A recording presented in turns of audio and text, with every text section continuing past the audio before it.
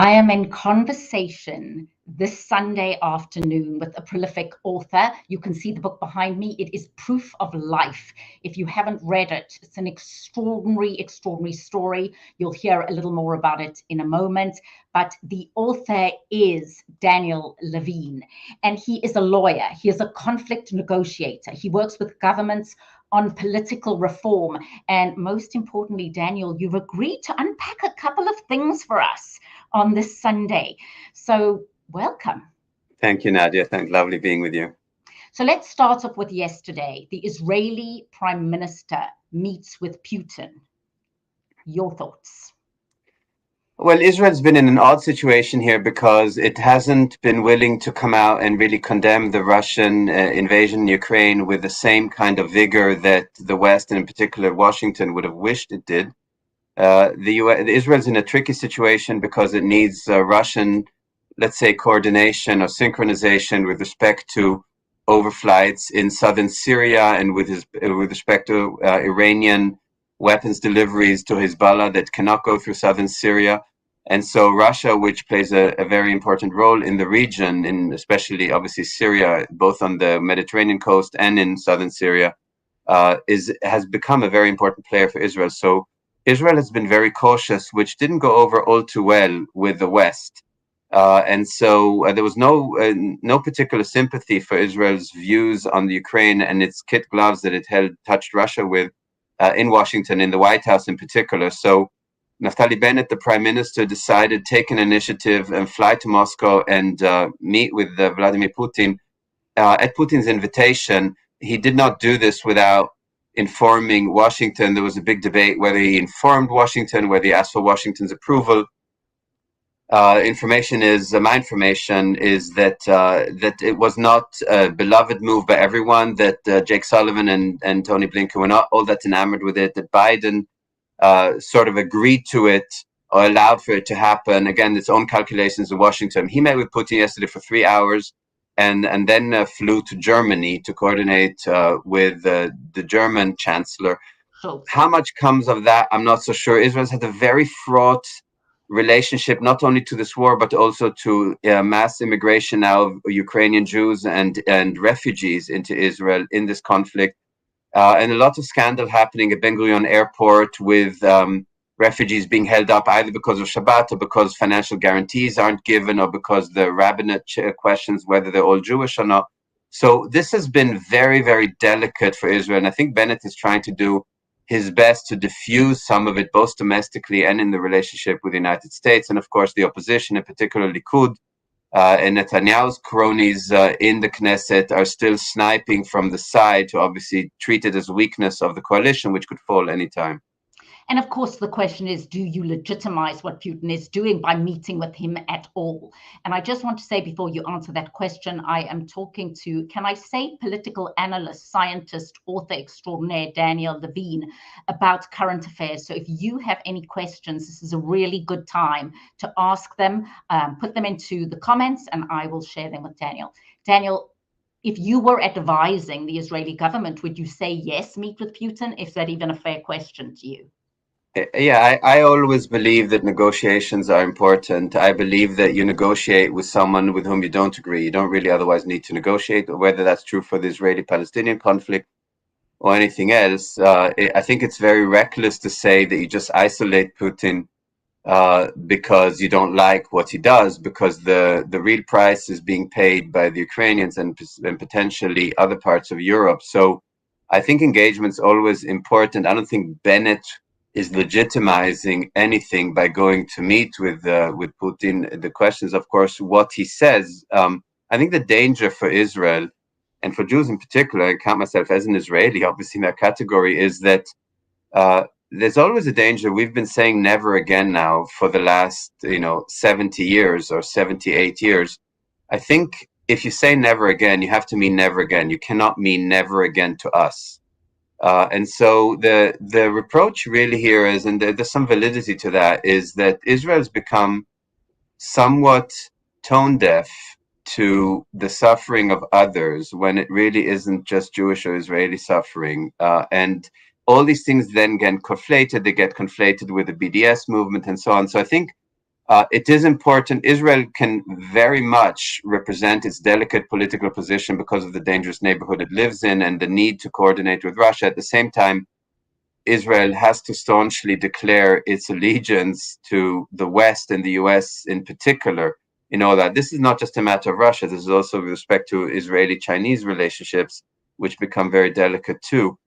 So Israel, on the one hand, cannot antagonize China. It's an important player for it's a superpower, obviously, and a very important player in the Middle East, in the new Middle East. On the other hand, Israel cannot find itself on the other side of the US with respect to important conflicts such as Taiwan. The same thing with Ukraine now. So I think Bennett has actually done quite a masterful job in balancing this high wire act. In particular, given how precarious his own position is in Israel, he is the prime minister, even though he represents a very small fraction in parliament. And on top of that, he represents a fraction which ideologically would much more belong into the opposition in terms of the settler movement. So, for him to survive politically that way does take quite a bit of political skill. And I think in that respect, Bennett has impressed a lot of people who very favorably, I should say. Okay, and I know there's so much in this conversation. Daniel, I've just got a note from LinkedIn. So for those of you who are watching us on Facebook or YouTube, I've just got a note from LinkedIn that they're having a glitch. So I won't start the conversation again. I will just repost it differently. I just wanted to make you aware of that. So we won't be getting as many questions from our audience. However, let's carry on. There's so many things I want to talk about, so I won't go deeper into that. Let's talk about the fact that I'm going to jump around. So Ukraine, for those people who are watching absolutely mystified, could you give us like 101 going, how could this even happen? And then what needs to happen for this never to happen again? And one of the things you've spoken about is, do sanctions work? Does the UN make sense? Just your thoughts around that. Well, there's loads to unpack. Obviously, the history of the Ukraine was actually a national entity way before Russia was a national entity, even in the Soviet Union. So Ukraine had defined borders and national identity way before Russia did. I think there's so much to unpack. In the last few weeks, every pundit in the world has started to talk about NATO enlargement and how it pushed Putin away in the late 90s and early 2000s when he became president. And the Bill Clinton administration, Madeleine Albright, who was pushing very much for NATO enlargement and how that antagonizes Russia. Now, that's a long, long time ago, and 20 years is an eternity. And I have my own views. I do believe that the NATO enlargement to Russia's border was a mistake. I think there was a window 20 years ago to actually, rather than enlarge NATO to Russian borders, to incorporate Russia into NATO. It's something that Putin at the time did offer that was rejected by the US government. It would have changed world history. Now, we have to be careful not to fall into the trap of the fallacy of a predetermined outcome. We don't know how things would have worked out had that happened too. But the opportunity that was missed is to ultimately embrace Russia. And I think the West and the US in particular were too busy doing a victory dance after the end of the Cold War, that the Soviet Union had imploded for economic reasons primarily, not for military ones. And rather recklessly understood that you're leaving a giant country that is wounded with still the largest nuclear arsenal in the world, which is still true today. And so the idea that we can just suddenly, shove their face in it or humiliate it or isolate it without any kind of fallout is dangerous. And there's too much being made, almost a romantic view of looking at Putin and saying whether is he crazy, is he not crazy, is he taking medication, not taking medication. I think that's silly. I've met him in the early 2000s when he first came to power several times, and at the time came away with an impression of a person who was rather eager to learn the details that he needed to know in order to govern. Now, Putin of the early two terms is a very different Putin than you have today. He was surrounded at the time by an awful lot of experts in the economic field, in the political field, in the medical field, in the education field. He was a sponge for information at the time. A lot of these experts are gone now. A lot changed after he had to step away because of term limits and Dmitry Medvedev became president. Putin was prime minister. Then they changed the constitution to get rid of the term limits, and now Putin is reinstalled as president potentially for life with a completely different group of decision makers around him. He's now entirely surrounded by his KGB buddies and buddies from the St. Petersburg mafia days when he went back into the collapsing Soviet Union, a completely different crowd of people. Now, I think we tend to oversimplify these matters, decide, can you make a deal with him or not? How do we prevent anything like that from happening again? Putin has now become a prisoner of his own rhetoric. He's spent years now telling his fellow Russians that the Ukraine is nothing other than Russia, and that it's a myth to think that it's not Russia, and that, in fact, it's one motherland based on the Soviet days. Because two things have happened. Number one, Ukrainians, as they asked for more freedom and as the Ukrainians wanted to belong to the West, his fellow Russians in Moscow and St. Petersburg look at Ukraine and say, well, if they want, they can get that. We want that too, since we're told that we're the same. The second thing, of course, which cannot allow for that to happen. And the second thing, of course, now that this happens, a byproduct of the war, is that Russians are watching the slaughter of Ukrainians, saying, well, if we're being told that there are brothers and sisters, why are brothers and sisters being slaughtered? So Russians are perceiving this conflict as if they and their own are being slaughtered on the street. So, those are bad decisions in terms of just strategy and tactics that Putin made, which, by the way, you always see when autocrats stay in power too long, when they undo term limits. The first victim of that is the quality of decisions, because what happens is that they start to lose critical voices. And when you start to lose critical voices, you start to make really bad decisions. So in your vast experience and your understanding right now, and it's hard to predict what's going to happen, but how do you see it playing out? I think the Ukraine is really a tragedy, and I think it's going to be a tragedy for quite a while. The one player globally who has the power to end this conflict sooner than with the full tragedy is China. Yes. I think China has the ability to say to the Ukraine, to say to Russia, rather, Ukraine is an independent country, and we have to respect the independence, the self-determination of that country, and the non-interference. It's the same thing China has been saying to anybody who tells China what to do with respect to Tibet or Hong Kong or Xinjiang or now Taiwan. That's been China's line, which is don't interfere in our internal affairs. They treat Taiwan the same way as they do Hong Kong, as they do Tibet or Xinjiang, or in Mongolia. Given their desire, perhaps, in terms of Taiwan. I mean, is that even a possibility? I think that ultimately, with all the tragedy happening in the Ukraine, the most consequential global conflict that we're sailing towards, and I mean that almost literally, is the Taiwan conflict. Yeah, it has the potential of pitting the two actual political, military, and economic superpowers, the US and China, in a direct confrontation.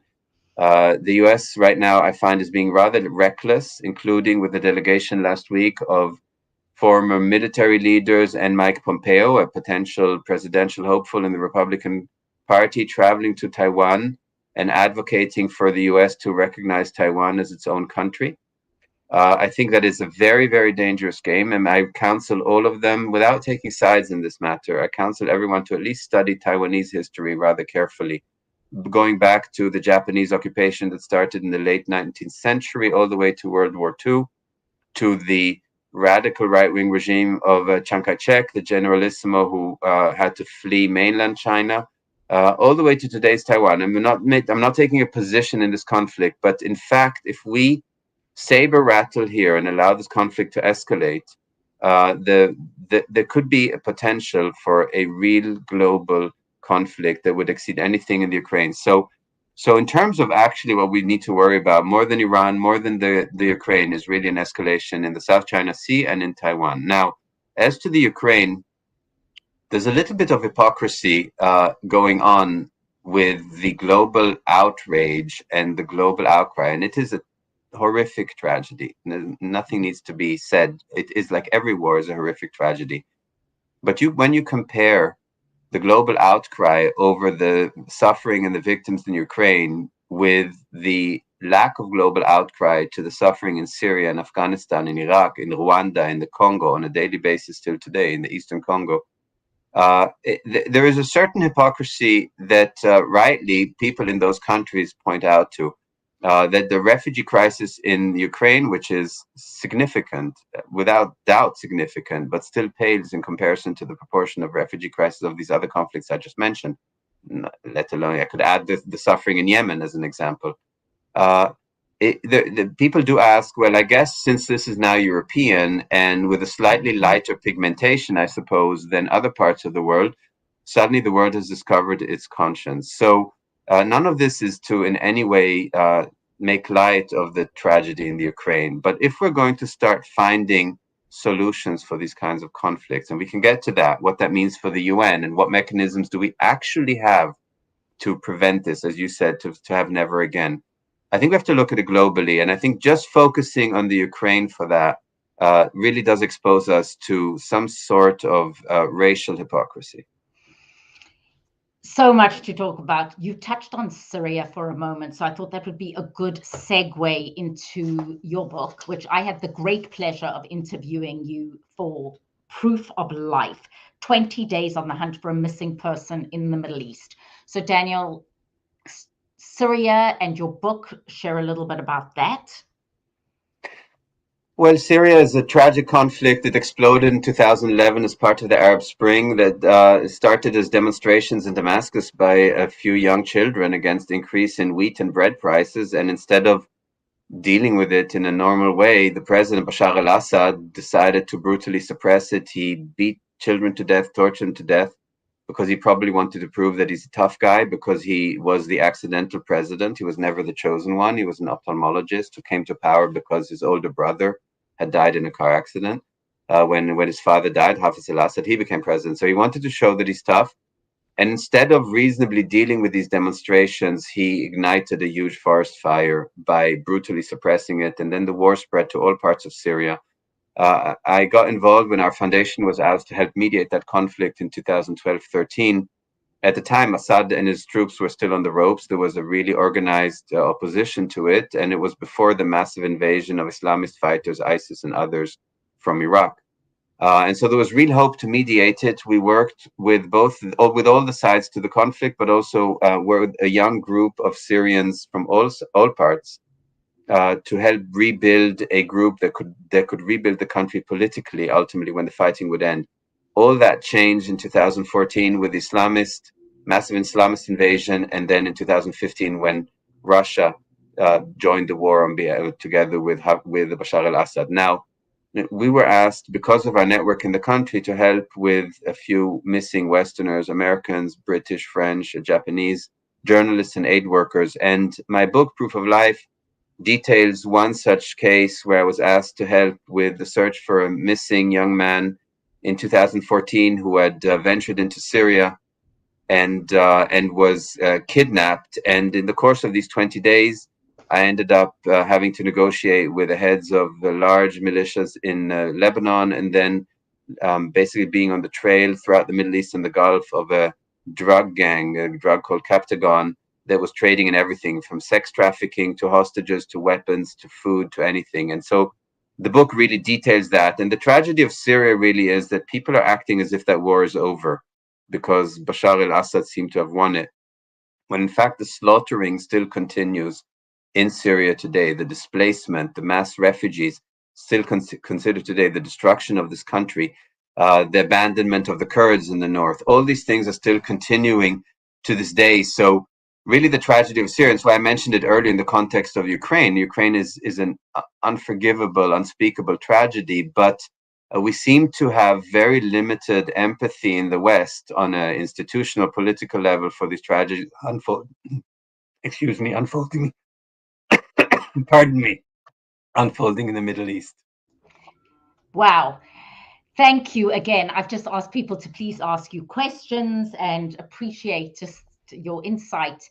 And so we're speaking about your book, Proof of Life, about somebody who goes missing. So please, it's a fascinating read, really worth it, Proof of Life. Journalists that have gone missing, and you've been writing about this, February the 2nd this year marks 20 years since the journalist, very well-known journalist, Danny Pearl, was murdered. You've been writing a lot about that and about the fact that it's 20 years, and I don't know how many people remember when Daniel Pearl was murdered and how shocked people were. Again, just share some of your thoughts, insights, and the fact that something like that is very possible. I will. Thank you for the opportunity also and for the reminder of that, because it's such a horrific part of our history. I remember it affected me personally very deeply. Danny Pearl was a Wall Street Journal journalist who had been the London bureau chief and then the Paris bureau chief of the journal. And he was in Pakistan. He had been set up actually for an interview in a restaurant in Karachi. And it was really a setup. He was kidnapped on the way to the restaurant. And he was in the end decapitated, essentially brutally executed. His body was cut up into 10 pieces and buried outside Karachi. And it really prompted, because there have been so many gruesome killings of journalists and aid workers, and journalists in particular. We talked about Syria earlier, where 2014, the year where the events in my book take place, was also the year that James Foley and Stephen Sotloff and others were brutally murdered and also decapitated actually by ISIS. And it prompted me to speak a lot about this and also write. I wrote a piece to commemorate Danny Pearl's 20-year death anniversary. The fact that journalists and aid workers are often so unprepared to serve in these war zones. Very often, newspapers and TV stations use freelancers to take these unimaginable risks to go into war zones because they don't want to send their own correspondents. And they're so unprepared for this gruesome medieval type of violence that they're going to face, war zones anywhere in the world. And these tragedies keep on repeating themselves. I'm aware currently of 13 Westerners, as of today, you and I speaking today, 13 Westerners who are being held in Syria. That's just Syria, whose names have not been made public. Journalists and aid workers and doctors. And so, these things tend to repeat themselves. The idea that 20 years after Danny Pearl's murder, you have journalists and you still have aid workers in harm's way, the same way, facing the same kind of risks and tragedies, is really quite unforgivable. And the thoughts and prayers, the same way you hear thoughts and prayers when you have victims of gun violence, just become this sort of ritual that we go through and that our governments go through, rather than really prepare individuals for this type of war zone displacement, and also how to conduct themselves in these war zones. So the point of my articles and my speaking on this 20-year anniversary is not so much only to remember Danny Pearl, that in itself should suffice, but also to ensure that people don't take these kinds of risks when they can't quantify it, and in particular individuals who haven't been prepared for that, don't know how to behave in war zones, how to deal with their technology, how to have backup systems, escape routes, how to deal with money, with cash, with identities, with how many travel with passports, not with passports, secure locations, things that you learn in survival modes, either if you have a military background or have undergone some other kind of training. And so it's really a call to arms, essentially, for people to get that kind of preparation. You're on mute. Sorry, Nadia, I don't hear you. I'm muted to type into the chat, so thank you. Danny, the thing that I get asked a lot is you see journalists across the border, CNN, ABC, in the Ukraine, or for example, the Ukraine-Poland border.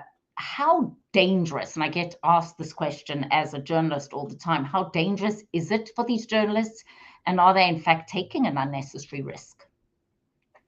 I can never say unnecessary, because they're very often, and often mostly, very, very courageous individuals who do this to report these terrible tragedies. But many pay the ultimate price. I mentioned in my book Marie Colvin, who was killed in Syria early in the conflict, and many others, obviously the ones I mentioned, James Foley, others, very, very tragically. These are people who go there because they want to report on these atrocities, because if these atrocities are not reported, they're forgotten.